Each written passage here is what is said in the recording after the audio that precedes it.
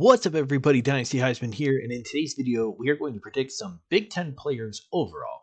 Last time we went over some players from the SEC, so go check out that video if you haven't yet. Let's get right into it.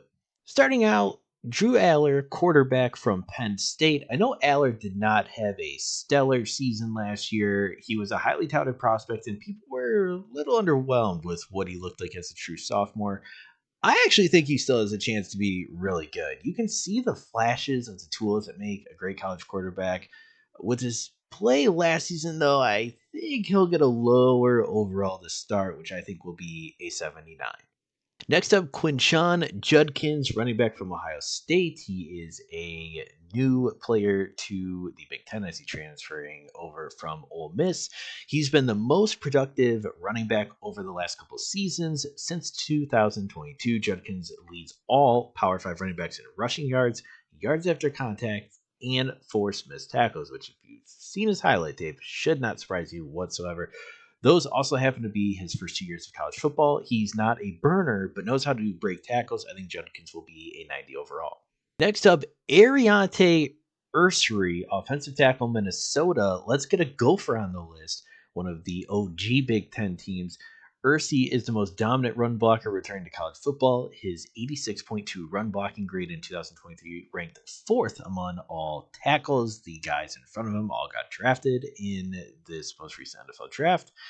At 6'6", 325, this dude is just a monster. I think he'll start out as a 92 overall and likely going to be Minnesota's highest ranked player. Jay Higgins, linebacker from Iowa. Higgins ended the year as the most valuable linebacker in the country, according to PFF's win above average metric. Higgins was one of only 6 Power 5 linebackers who earned 80+ grades, both as a run defender and in coverage, which would certainly help his overall in a video game.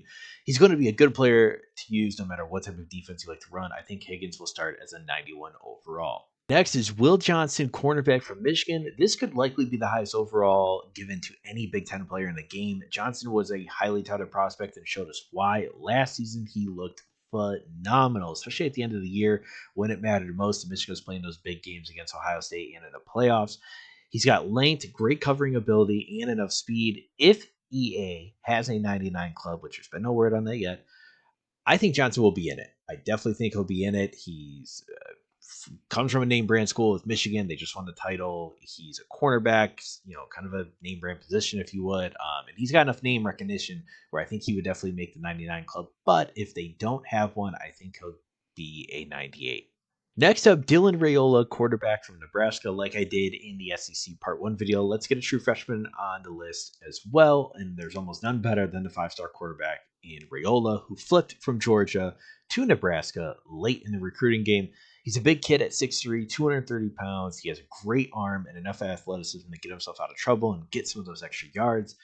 He's still a true freshman, though, and with that, I don't think EA will go too high. I believe he'll be a 76 overall to start out.